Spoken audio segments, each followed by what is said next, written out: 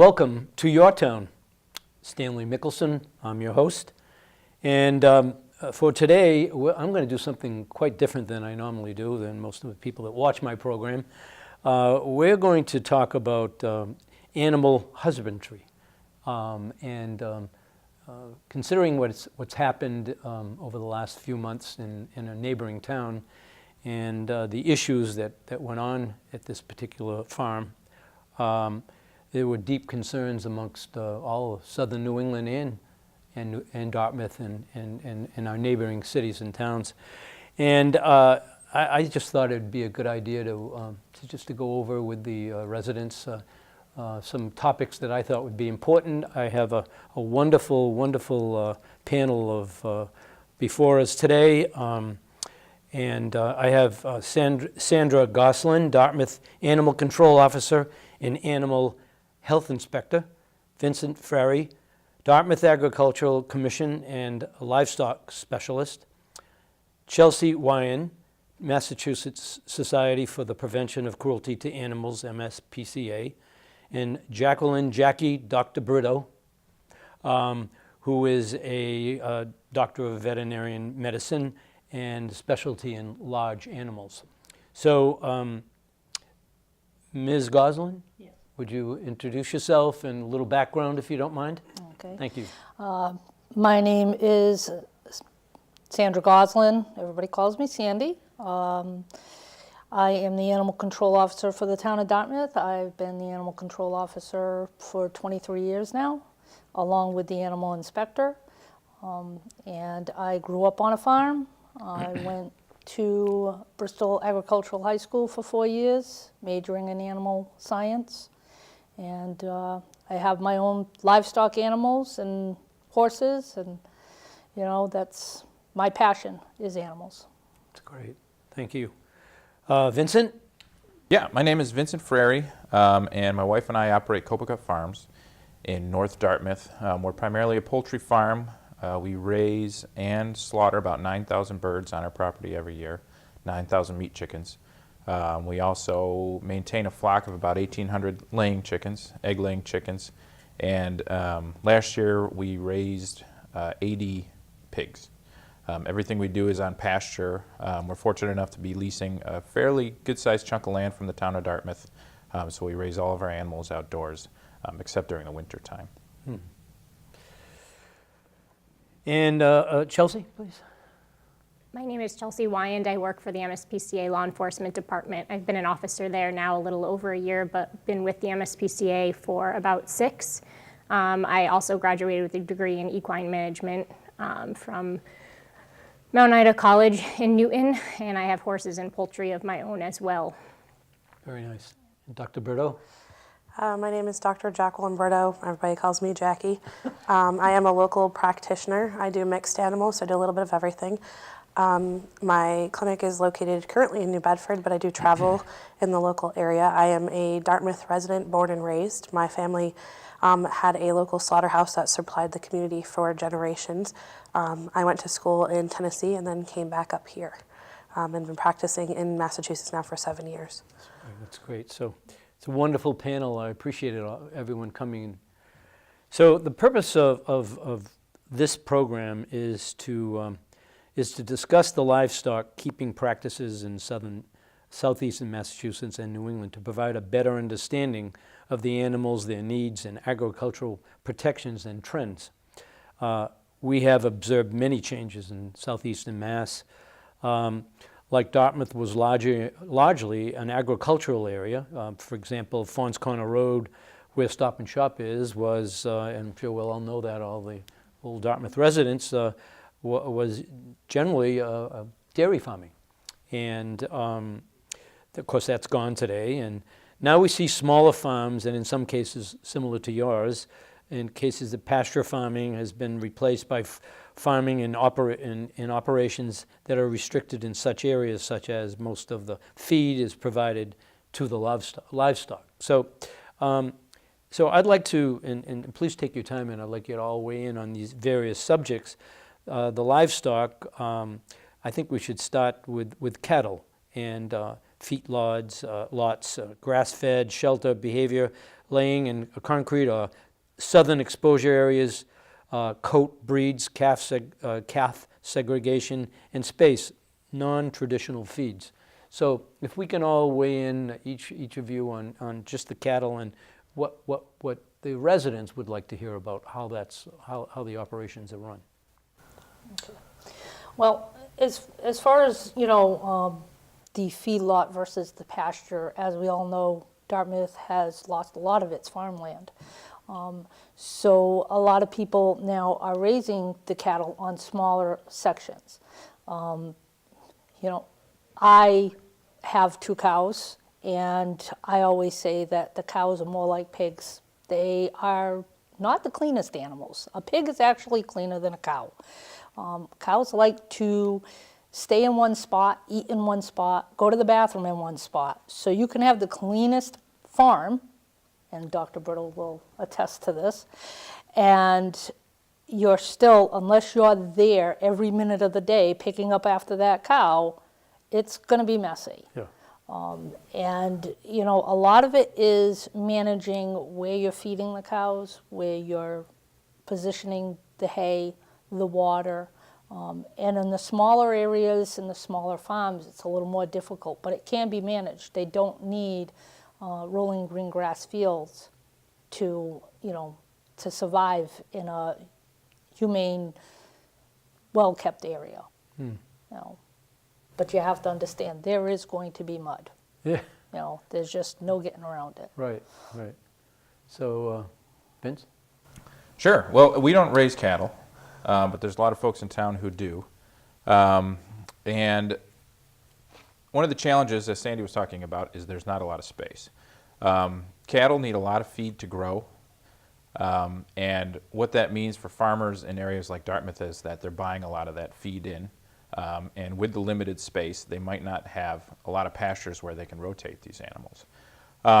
So some farmers, in just an attempt to remain financially viable, use a feedlot system. And I've been to feedlot farms where the animals are very well cared for. Like Sandy said, they might not be the most aesthetically pleasing operations, but the animals are healthy, they're happy, they have a nutritionally balanced diet.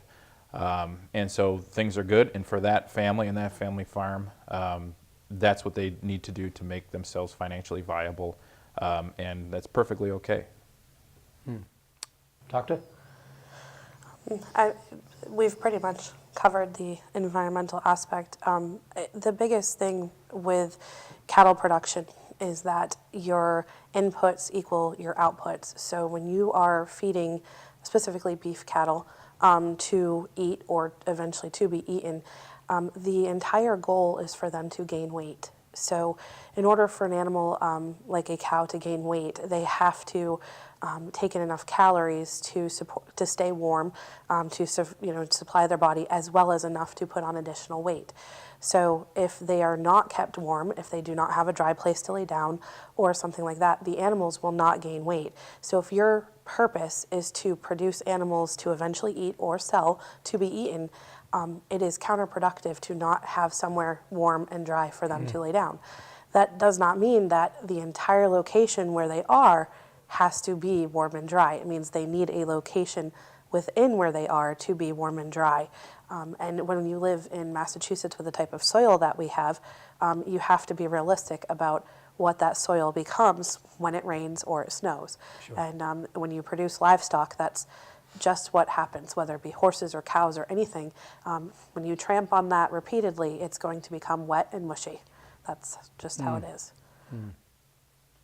And some of the things I think that from the MSPCA that we would look at going into a place like that would be how sanitary it is, if it's being cleaned out daily, scraped out, preferably easier to do on concrete versus on mud. Sure. But clearly there's going to be some sort of mud if they're eating, they're pooping. So, and the overall condition of the animals at that time, if they're a good weight, pending the breed, again, beef cow versus dairy cow, which we can describe later, as well as, like Dr. Bordeaux said, a clean, dry area, preferably bedded for them to lay down in. A happy cow usually is laying down chewing, so, or standing, eating, and pooping. So, that kind of thing are some of the things that we look at, when we go. So it's interesting, just for me, on the inspection side and enforcement side, because that's basically what you are. That's your job. Do you have, generally, do you have a checklist of farms that you maintain on a everyday basis, or how would someone would call into your department if they felt there were issues? So could you just? Yeah, so for our department, we have dispatchers there from 9 to 5, Monday through Friday. Our headquarters is in Boston, but each officer covers about 60 to 70 cities around the state. I am the south of Boston area. So yeah, people call in with concerns about all sorts of animals, but whether or not they be thin, if they have adequate shelter, if they're being neglected versus treated cruelly, and then we would respond from there to go. As far as a checklist, it's kind of all in our head, and each department and organization kind of looks for different things. Sandy does inspections as well, so she would be able to tell you a little more about some of the local ones that she responds to. So I think that's the cattle's fine, but equine. Oh, please do, Doctor. The only thing I wanted Please. to bring up, just because we didn't, was that there is a distinct difference between two different types of cattle. There are dairy cattle and there are beef cattle.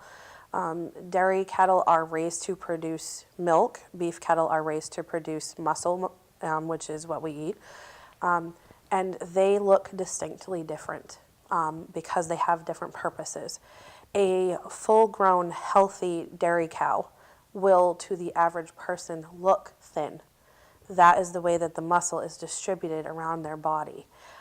So it is very difficult for someone that doesn't understand the difference between the breeds to be able to decide whether a healthy dairy cow is a healthy weight or a thin weight.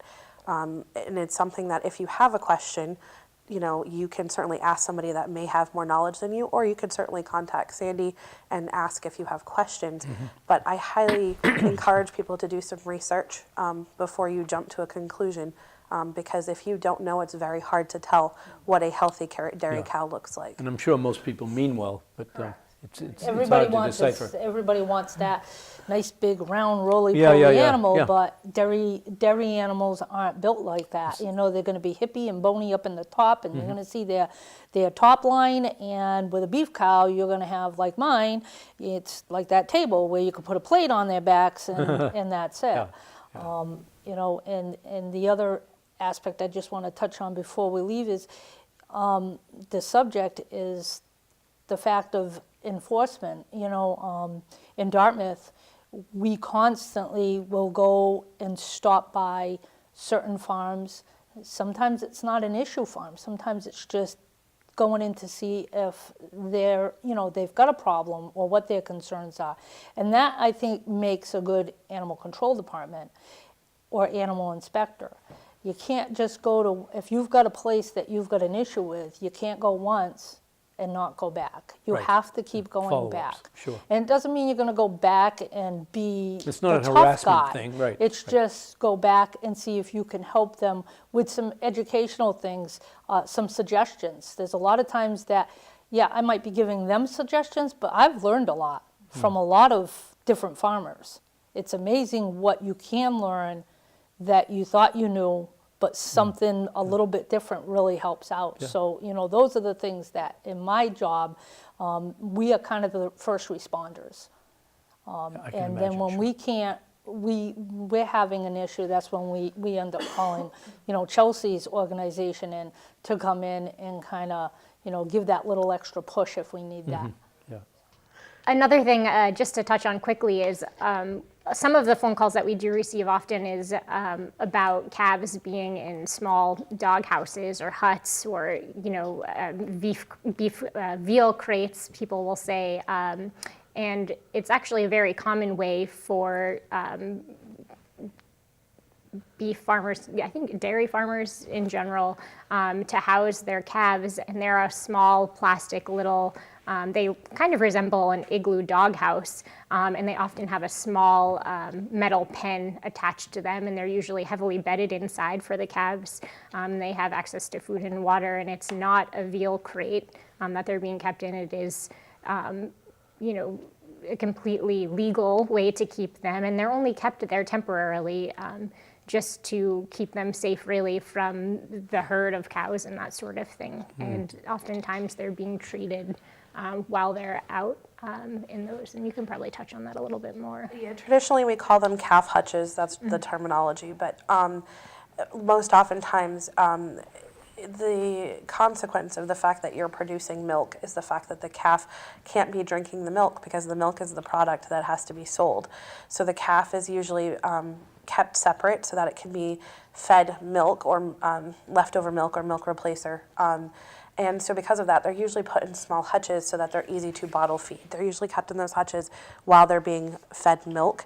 Once they transition to solid foods, they'll be moved to a different location. But it's their immune systems also can be very sensitive at that point. So it's a good way to isolate each individual calf so they're not exposed to a bunch of other health issues. And it also is easier to bottle feed them. Because most of them don't necessarily drink out of a bucket as soon as they're born. So it's actually for the health of the calf as well as for ease of the farmer for them to be kept in those hutches. They don't, as Chelsea said, it's temporary. They're there usually until they start to transition to solid foods, and then they'll get moved. I do want to make one thing about the calves is that we don't traditionally feed them, leave them with water, access to water, because they do drink milk. So I think that's kind of a misconception, because if you see a calf without water, people assume that there's something wrong. We don't traditionally give calves pure water. It actually causes them to become dehydrated, which sounds crazy, but it has to do with the way that their bodies absorb the milk. So if you see a calf that doesn't necessarily have water, there may be nothing wrong. So that is something to consider. The next one is equine, old versus young, blankets, sunbathing, winter coat, and shedding. Who would like to I guess I'll discuss that? start with that. Great, Start with thank you, Jack. Martha. This is very similar to the cow statement. When horses age, horses live on average 30 years. With the advancements we have in feed, horses are now living into their 40s, even into their 50s. So the average age of horse is going up. I mean, I know a lot of horses that are in their late 20s and 30s, and when you have horses that are now living longer, you're starting to see age changes that we've not associated with horses in the past. You'll start to see loss of muscle tone. You'll start to see what's commonly called a sway back. You'll start to see, there's a disease called PPID, or Cushing's disease in horses, but essentially where they don't shed their coat appropriately, and it's actually an endocrine disorder of horses as they age. So what may seem inappropriate is actually a condition that horse is suffering from due to their age. And there is management, but it works for some and it doesn't work for others. Like humans. Exactly. So what you may see when you look out in the field doesn't necessarily mean that horse isn't receiving treatment. It just may be that that animal has conditions that are being treated but are only successful to a certain point. Or it's just an old age thing that they're managing to the best of their ability. And it kind of goes back to, as we discussed with the cows, if you really have a question or you're unsure, talk to the owner or talk to animal control, before you make a judgment, because there are a lot of different factors to every situation, and especially with the older horses, they don't look like what you would suspect a young horse to look like. And it doesn't necessarily imply that there's anything wrong. Same thing with blanketing. Blanketing is a personal choice. It is not a necessity for most horses. I think it makes us as humans feel better. But as long as they have a way to escape the wind, to seek escape from the cold, they will maintain just fine. Their coats are more than adequate, even for the temperatures we have up here in Massachusetts. So, if you have a question about whether the animal does need further care, speak to the owner or speak to animal control about the question before you do anything further. I think one of the biggest things, especially in the cold and the winter, and I find this with my own horses, because I'm kind of the non-blanketing type of person. I like my guys to be natural. I have a very old horse that I will throw a blanket on her when needed. How old But is she's 30. Wow. She's 30, and she doesn't act 30. She acts 3, but she's 30. And you know, she's very much still active. The thing is that, you know, the feed issue. You know, horses are grazers. They need to be fed throughout the day, not just once in the morning and once at night or once a day. You need to keep food in front of them like any animal. You know, that's how they're going to generate their heat in the wintertime. My horses will eat a lot more in the wintertime, but when those warmer days come, I have to kind of cut back a little bit because they're going to waste the hay. So you don't want them to waste the feed, you know, but you want to give them enough to keep them going, because they're going to need that mobility, you know, to, you know, keep their insides. Water, big issue. We see this a lot, especially in the wintertime. People want to let the water freeze and then go out there with a hammer and break the ice. It's not a good idea. They shouldn't be They drinking shouldn't- that cold water? The cold water, they're not going to have the water intake that they should have, Uh-huh. and that's what promotes colic in horses, which is, you know, could be detrimental to them. So, you know, they should empty the buckets and then refill them, if at all possible. Because it's just not good for them to drink that cold water. They just don't, they'll drink it. It's just that they're not going to drink enough of it to keep their insides Hydrated. flushed, Yeah, right. you know, to the point where they can, you know, poop out everything and keep it soft. So, you know, you want to watch that. And I find that's a lot of people want to do that because they have to deal with that harsh winter weather. Yeah, especially know? the temperatures we've had for the last Right. 3 you or 4 know, days has been quite difficult, And I'm sure. honestly, I empty all my water tubs every day after I bring horses in, but I have those collapsible hoses now, and that's what I use. I hook the collapsible hose up, I travel it out there, I put it in each bucket or barrel, and every morning when they go out, they get a fresh barrel of water, so that it's not, because what's coming out of the ground and out of the tap is going to be a lot warmer, believe it or not, than what sat there all night and froze. So, you know, it's another good practice. If they're using a hose, because we all know that the hoses are going to freeze, you get the collapsible ones, you throw it in a bucket, you bring it in the house, and next morning, you got a fresh hose to use again. Yeah. So it does work well. Anyone else on that subject? Yeah, again, I think it's just horses. important that people know that the animals in general have access to a shelter. 3 sides with their roof is more or less what's required for dairy cows and horses. Beef cattle need more of a windbreak, a side of a barn. Obviously, if there's a 3-sided shelter, we would love to see that there, encourage people to have that as well, but the requirements for each of these animals is different. And again, a thin horse in a field, if it has access to food and is being treated and under veterinary care, doesn't necessarily mean it's being treated cruelly or neglected. You know, it's important to look into these things, and of course we encourage people to call if they've got questions, but don't always jump to the conclusion that something is terribly wrong. It's always a challenge, especially this time of Yeah, year, for yeah. people that really don't understand the whole aspect of Right. taking care of these animals. The next one will be swine. Misconceptions is it is not the pig, it is the people shelter and feed. So who would like to pick up on that first? You did. Vince, I think you Vince, could want you- to start this. Yeah. Sure. Like I said, we Yeah, raised good 80 person. pigs last year. What's the challenge? The biggest, to me as a layman, what's the biggest challenge to raise 60 pigs? The biggest challenge, I think, for us, again, we raise everything outdoors. So the biggest challenge for us is when you're raising pigs outdoors or on pasture, as we do it, is to keep them rotated on a regular basis. Pigs root, so they'll dig up areas, they'll dig up basically any loose dirt that they can have access to. So if they're in a dirt floor pen, they're going to root that pen up. Or if you put them out in a field on pasture, they're going to root that pasture and really kind of take a toll on the vegetation there. So what we do is we rotate our animals on a regular basis, generally weekly, to make sure that the impact on one particular area is not greater than another, and so that area has time to recover and we move them along. That being said, there's a wide array of differences in the way people raise pigs.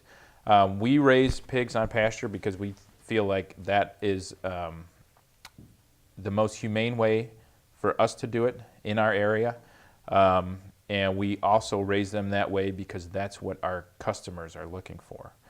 That being said, pigs can be raised in confinement inside, in barns, in just bedded areas and fed via mechanical feeding systems, that sort of thing, and do very well and be very healthy.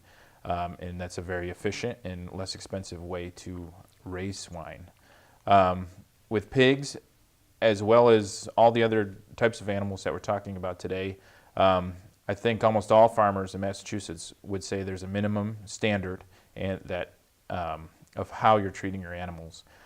They need to be treated humanely, but beyond that, at least in my opinion, I would like to see people kind of vote with their dollars. So if somebody thinks pigs should be treated and raised above that minimum standard, then visit a farm such as ours, and purchase our pork versus what you'll find in the grocery store. But for some people, that might not be as big of a priority in their lives. It's the financial side also. Right, it's the financial side. So in that case, you're going to buy basically what you can afford, and that, Correct. in all reality, that meat is also, probably completely healthy and safe. Yeah. Yes. You know, I personally, I raise my own beef for my own consumption, and I raise a couple of pigs a year for my own consumption. My pigs are not pasture raised. I have them in a 40-foot truck body. They're very clean. Pigs are clean. They're the easiest animals for me to take care of. They're easier than horses, honestly. We have a self-feeder. I grain feed mine because that's what I prefer, because I'm going to consume that meat. I can, once a week clean it. They poop in one corner, they sleep in another corner, they eat and they drink. It's just, they're very simple animals to raise, but it's the point of you have to at least make that available to them so that they have enough room when you're raising them inside of a building, or, you can't have a little tiny 10 by 10 foot spot and expect a Wouldn't be pig to fair. have enough room, like Vince said, it's not cheap. It's not cheap for me to raise mine on grain. I'm sure that if I went to the store and bought the pork that I'm buying, that people are buying at the store, it's a lot cheaper than me raising my own. But that's what I prefer, Quite a different flavor, I'm sure, also. There is, Yeah. and there's a different flavor between Even the cows pasture, also. Oh, sure. the pasture-fed pigs than the pigs the way I raise them, because they've got that pasture, fed pig in them. So it's different, but again, you got to understand that what you're buying in the store, whether you go to the high end of the meat aisle where it's the expensive end, or the very low end, Yeah, we always say in my family, we're fortunate enough to be raising it this way because there's no way we could afford to buy it, I don't Right. think, if we Right, weren't right, raising right, it this way. right. And that's a reality. So it's this is probably a good segue for me, and we'll move back to you, Doctor, and Ms. Wyan.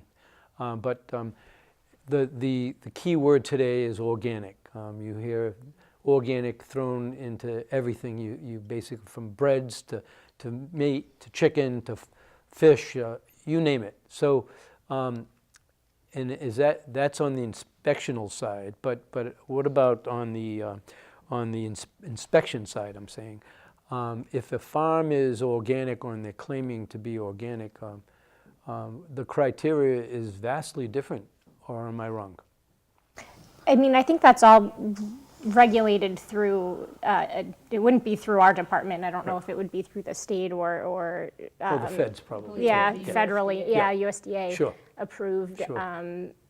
So yeah, that's a completely different, I wouldn't even know Like where if to Vince would begin. want to sell chicken and have an organic label, the criteria would be a bit different. And you There don't- is, yeah, there's a lot of criteria to become organic, Yep. and you are subject to regular inspections. Yeah, and for is your We are product- not organic.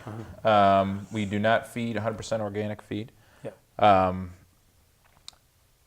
For us, in order to become organic, it would make our product even more expensive. Yeah. For us to remain viable. Sure. So we choose instead to concentrate our efforts on raising animals outdoors, making sure they can get on pasture and eat grass and insects and that sort of thing, in addition to the grain that we feed them. So we chose to go that route. Doctor? I don't have, I agree with previous statements, as I don't have direct to do with deciding what's organic or not organic, but, I like to say organic movement has been good for the local farming community.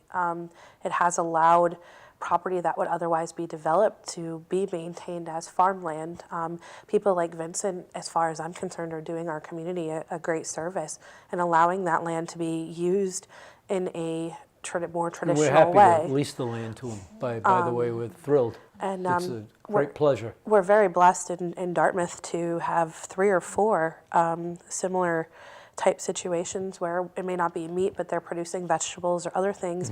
And if you live in the community, I think one of the big things you can do is support these local farms, whether it be Vincent or some of the others, because you're allowing our community to maintain its agricultural heritage. And I think by supporting them, that's a great thing for our community. And I think it makes us a stronger community overall. And you're getting things that have been produced locally. You're eating vegetables that came from the farm up the street, or meat that came from Vincent's farm. And I do think that it makes us a stronger community doing that, and we maintain some of our, our roots to this area. And so I think in that regards, the organic farm, the organic movement has given new life to the family farm. It does give people options for their property, and has opened up some new windows.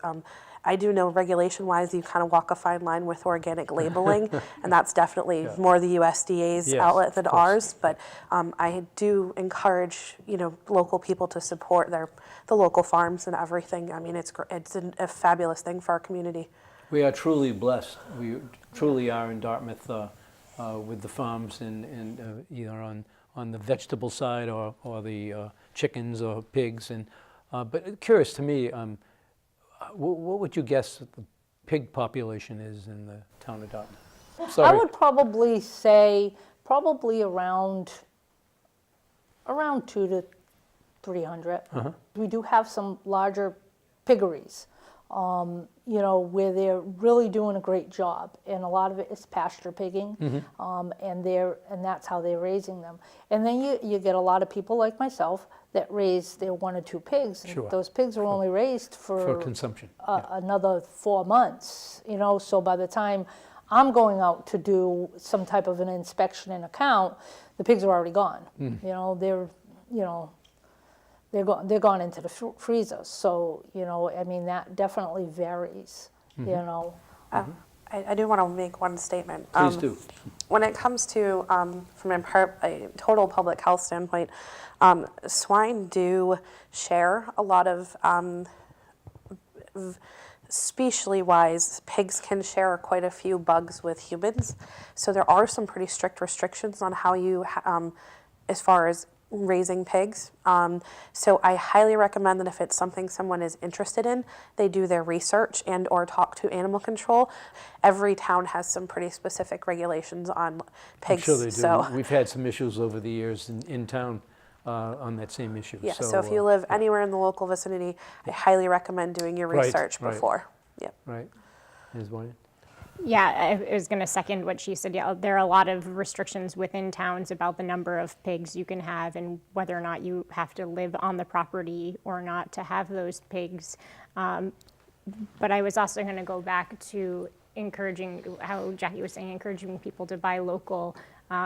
it's important to remember a lot of these farmers rely on their animals as monetary income and that sort of thing. So for the most part, they're going to be treating them really well and feeding them well and caring for them well because they want them to produce well for them. Yeah. It's their investment in their Right, family. right. So, if you see a sick or injured animal, I mean, the farmer might not know, so bring it to their attention, or animal controls or ours, so that we can get someone out there to care for them. Sure.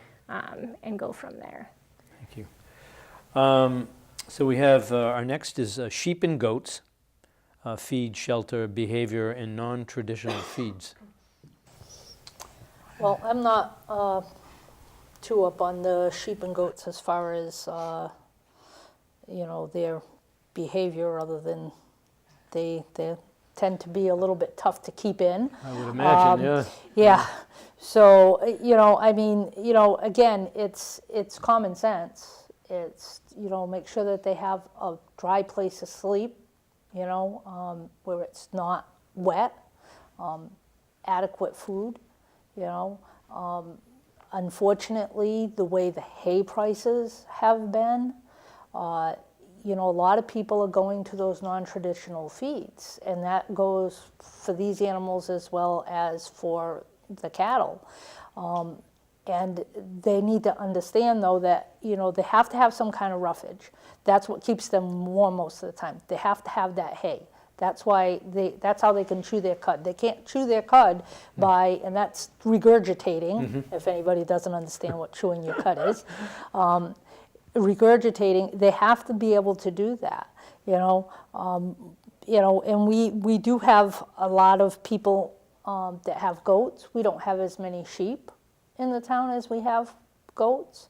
And with the sheep, it's basically making sure that you're shearing them properly at the time of the year that shearing is acceptable, not in the middle of the winter, And again, any of these animals, when it comes to, a clean, dry place, a clean, dry place could mean someone getting a load of dry leaves and throwing them in the field along the side of the wall where the sun is shining, where the animals are going to go in and lay in those dried leaves. It doesn't have to be a bag of shavings that costs $6 or $7 a bag, because the farmers couldn't sustain themselves if they had to go out and buy bagged shavings. I mean, if you go to the local store, you can get a little tiny bag for $5 or $6, and that's not going to last anybody anytime. That's for somebody that's got a rabbit living in their house, So You have to be innovative. Yeah, Yep. Some will put a big pile of dirt or sand out there to keep it higher, and the cows and sheep, goats will go on the other side of that and lay Sure. down. So, that's, it's all common sense. Doctor? A thing that I will add is that what I'm seeing right now is that with the, especially in our area, I think we talked about the organic movement, but there's also a large homesteading movement where people are starting to grow their own, whether it be a backyard garden or backyard chickens or that sort of thing. And with that has come goats. I'm seeing a lot of people get a couple of goats either as pets or that sort of thing. It's more common than it used to be. So it's not an unusual occurrence for me to see goats that maybe have free run of the backyard and then go into like a dog kennel at night, or maybe close in the dog kennel for certain times of the day. And I think that would strike most people as strange. But if you have a smaller goat that only weighs 30 pounds, an average dog kennel is adequate space for them to be in, as long as it's kept clean and dry. So I think that, that's definitely something that people need to take into consideration, is that goats are becoming very commonly almost like dogs to some people. They have them as pets in their backyard, or maybe one or two. And they're pets. They're not for consumption. They're, they're there, and they may not be housed in what you would typically think of as a farm animal, because people are treating them like pets, and that's just another thing to take into consideration, is that they, it might seem strange, but it may be that they're perfectly fine. So. I think it's important to, again, remember with goats and sheep. So sheep obviously are going to be much harder to tell whether or not they're thin with all the fleece, pending what time of year they were sheared and that sort of thing. And similarly with goats, they tend to often have a body type more like a dairy cow. So oftentimes we'll get calls that, oh, that goat looks thin. I think it's also, and this Jackie could probably second, goats don't tend to act sick. No. Until they're very, very ill. So if you see a goat that doesn't look good, it's probably really bad off. So definitely give a call right away. But otherwise, they're pretty stoic animals and pretty, as Sandy knows, pretty active and outgoing and like to break out of things. And that's kind of just part of the goat Wiry. Yeah, personality. for sure, yeah. So. Yeah, again, the general requirements of shelter and stuff are very similar. Feed, clean water, clean bedding are all important. Yeah. As you say, just common sense. Right. In a lot of cases, Right. no matter what the animal is. I do. Yeah. One other thing, I find that the other thing that I run into too is people, because they have goats as pets now, tend to have goats much longer. So they tend to be older. And as Chelsea was stating, they are more like a dairy cow in that they tend to be a little bit more bony than round. And when they age, they definitely become more bony than round. And I've had more than one instance where I get to the farm and I look at them and I'm like, that goat looks a little thin. And then they tell me it's 14 years old. So I think as these animals are becoming more pets than livestock, we're starting to see older animals and seeing age changes with those animals. So it's not necessarily that they're unhealthy, they're just quite old. And, Yeah, so we're like seeing humans. them. Right. As we age. So my favorite is fowl, as we all know. And shelter and feed behavior, molting and debeaking. So Vince, I'll let you hit on this subject. Sure. Well, this was in the news this year because, as everybody knows, Massachusetts voted to ban battery cages. So as of, I think, 2017 now, nobody can house chickens in cages that they're not able to get up, stand up, and turn around and lay down. Beyond that, there's a wide range of how people raise chickens.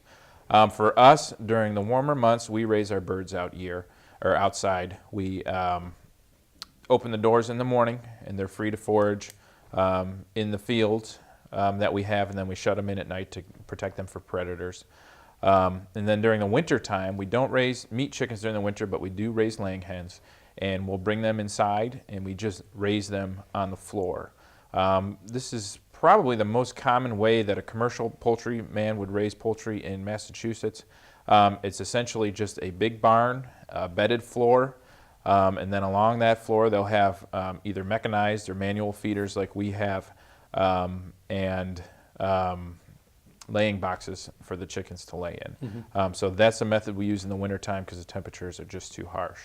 But a free-range model actually technically just means the bird has some space to roam. I think that's the definition now that the USDA has.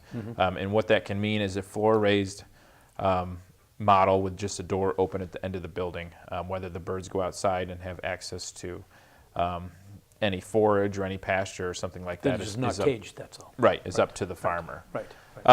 But with poultry, it's a common theme that we've been seeing with all the species of the animals, or common theme we've been talking about, is they really need to have access to a clean, dry place. Wetness breeds bacteria in poultry and all animals, so that's always a problem. So clean, dry place, shelter, and that's kind of what you describe as a minimum standards of care for poultry. And then beyond that, again, we like to think that people can vote with their dollars. If they want to go the full length organic pasture raised, they can find a farm locally. There's plenty here in Massachusetts and in Dartmouth. They can purchase that type of item, or if that's something they're not necessarily concerned about, just the poultry you find in the grocery store. Again, that's a healthy piece of meat. The birds are probably raised indoors, probably on the floor. But if you're okay with that, or that's all your budget allows, that's perfectly healthy. Exactly. All driven by the financial side. Yep. And it's it's remarkable that the work that, you know, the farmers have to do and to bring that to market. But I have a question. Your laying hens, how long do you keep them? We keep our laying hens up to 2 years. Make great chicken soup. They do, yeah. And then when we're done with them, we'll either sell them to backyard folks who have a couple chickens in their backyards, or we will slaughter them on site and sell them as a soup chickens. That's really popular. I think it's tremendous flavor. Yeah, I think it's the Food Network or something. But people are buying soup chickens and chicken feet. Yeah. They buy us right out. Yeah. Well, they're fattier. You know, bigger bird, right? Yep. And so you got a lot more meat. But a little tough because, well, actually not. I'm sorry, not tough. They're tender because they're not running around as much. They're tender, yeah. They don't have the big meaty breasts, right, from the standard meat chicken you see. Right. And the legs are dark. Yep. Usually, yeah. Yep. And something that I want to mention that we see this type of year or this time of year pretty commonly is our chickens start to molt. So when a chicken molts, and we've had customers comment on this, they'll see a chicken that's lost a lot of its feathers. It may have some redness on its skin, and they'll point to that chicken and they'll tell us, that chicken's not healthy. You need to get it out of here. You need to take it to a vet, that sort of thing. But that's a common occurrence in chickens. They lose their feathers right around on average one time a year. So they'll shed all their feathers and regrow new ones. And during that period, they're ugly. Yeah. They're really I'm ugly. Sure they are. They don't look great, but it's a natural part of the process by which they develop those warm feathers. Mm-hmm. And so that's something that we hear from people that I think may cause some confusion. And then the other thing I did want to mention is we do, our laying hens are all debeaked. We do that because we've had non-debeaked birds in the past, and the birds can be very aggressive, and the number of injuries that we were seeing with our birds with beaks took it to a level where we considered it to be kind of non-humane, especially to birds that were less dominant. They were really being... Well, they peck themselves to death in some cases. Yep.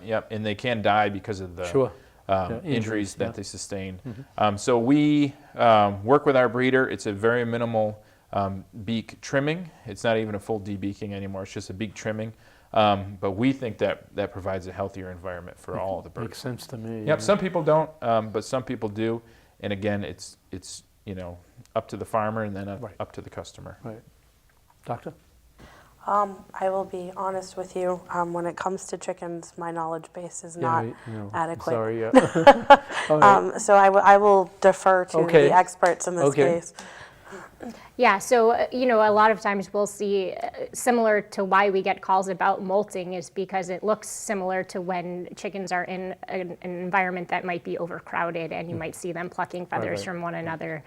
So the debeaking is another thing that will get calls. Oh, that chicken is missing part of its beak, it's injured, this or that, but it is often something that was done intentionally to try to deter them from actually hurting one another or themselves, but often one another. And again, I think it's important to remember too, people might not know, chickens put off a lot of heat.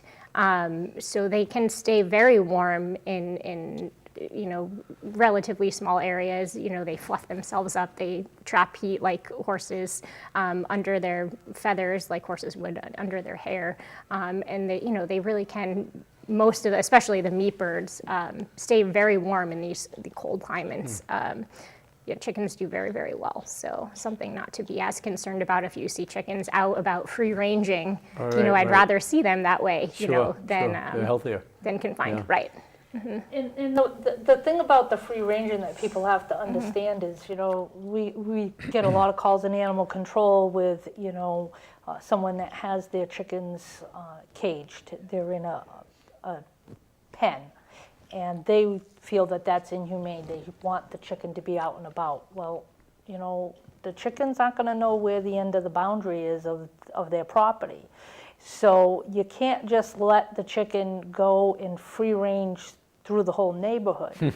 They don't tend to listen. So that's what people have to understand, that while they're free ranging and they're not stuck in a 2x2 battery cage. Basically what the norm was, and that was what I was taught in school. That was acceptable. You have to have them in some kind of confinement. You know, if you don't, Right. they're going to end up in the neighbor's yard. Some neighbors don't mind it, other neighbors do. Right. So Annoying to some people and not. right. You Yeah. know, And if they are truly free range, they can often find adequate shelter on their own as long as they're not confined to a large pen But area. then you need to find them. Right. Then you need to That find presents a them. problem also. Then you call Sandy. Right, and if you're looking to have organic, well, your neighbor's lawn might have just had chem lawn come in, Yeah. so now your Yeah. Gotta be organic very careful. is going out the window. I'm sure, So, yeah. you Yeah, know, you're right. those are some of the People things should that pay you need attention to that, Yeah. especially if they have Yeah, chickens. exactly. We're getting close to the end of the program. I must say it was eventful, and I'm thrilled that we were able to do this. So I'd like each one of you to just something short and sweet that you might want to leave the residents of the town of Dartmouth with. So we'll start with you, Vince, if you don't mind, and we'll work our way around. Sure. Well, I did want to say, in direct response to what we've seen, you know, we've all seen those terrible pictures from Westport, and I don't think it's a stretch for me to say that they're not farmers. The way those animals were treated, that's animal cruelty. And as a farmer, and I think most farmers in Massachusetts would agree, that's where the enforcement agencies, Sandy or SPCA, should step in and should take action to rectify those situations. Most farmers that I know of care deeply for the animals. Their livelihoods depend on their ability to keep their animals healthy and to have a product to sell. So that was very bad, but again, you know, we like to think of it as an isolated incident, with the vast majority of farmers being responsible and partaking in good animal husbandry. And I'm sure that's true. There's no question, but things like that get blown out of proportion. The press picks up on it. You know, it sells newspapers. But you're entirely right. Thank you. You know, with my job in animal control, there is a fine line. You know, we have to look at what the law allows as acceptable and what the public feels is acceptable. And, you know, again, sometimes things don't look, they may look bad in the, you know, on top of it, but when you start to dig, it's not as bad as what you think.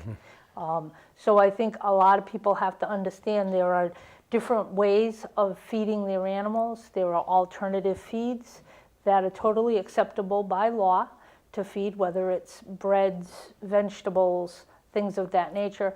It's just a matter of moderation.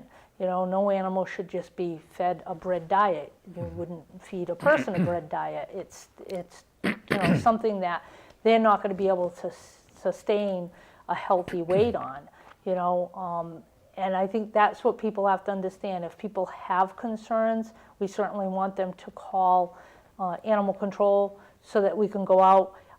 But people do have to understand as well that the outcome that we find may not be what they think the outcome should be. Right. You know, and you have to trust that. Trust the that department, professionals, right? The right. department to Right. know what they're talking Correct. about and how to handle the situation. And it doesn't come automatically. It takes time. You can't go in there and Have to be fair. have things changed right away within, within hours. You know, it takes time and it's a process. Sure. Thank you. Doctor? My biggest takeaway is to ask the community to become educated. We live in a town that has a very strong agricultural heritage, and we as a society have moved so far away from agriculture and understanding how our food is produced and what that means. And you know, if we allow it to continue, our children aren't going to understand what they're eating comes from or how it's produced. And if you want to be able to say whether something is inappropriate, know what is appropriate. And the only way to know that is to become educated. And if you have questions, go to a farm and see what it's like. Most farmers, Vincent, for example, I know is happy to have people during their normal business hours come by and see what things look like, and to show people how things go. There's a lot of local dairy farms that are still family owned that will let you come and see the cows and be educated. Make an effort to educate yourself and your family and know where your food is coming from, and that way you can make an informed decision. We are here to help the farmers as well as help the public, everyone sitting here, and the best thing you can do is be educated. By not being educated, you're going to create more problems than help the situation. And it helps us, but you also help your community. If you know what's going on, you can, as Vincent said, spend your money how you vote, or something along those lines, right, Vincent? So make a plan to help the community in a way that you're educated. If you like the organic movement, you can support the organic movement, but you can only do that when you have knowledge. Knowledge is power. And Correct. And that's what I encourage everybody to do, is that these things don't happen if we understand, and that's what we all should be striving towards. Thank you. Ms. I Wyan? think, second that is just be very open-minded. Don't hesitate to call, but keep in mind that what we tell you may not be, like Sandy said, What the you really outcome that you think may happen. And sometimes that's based on what the law requires us to do, and other times, it just truly isn't an issue. Or we might go and find one thing, go for one issue and find something else that we can work with someone on. And again, education is absolutely the number one priority, I think, kind of for everyone, just to understand and learn about all the animals and the farming business and that sort of thing. Thank you. Yeah. Thank you. Well, thank you for your participation today. I really enjoyed it. I'm sure the residents will love this program.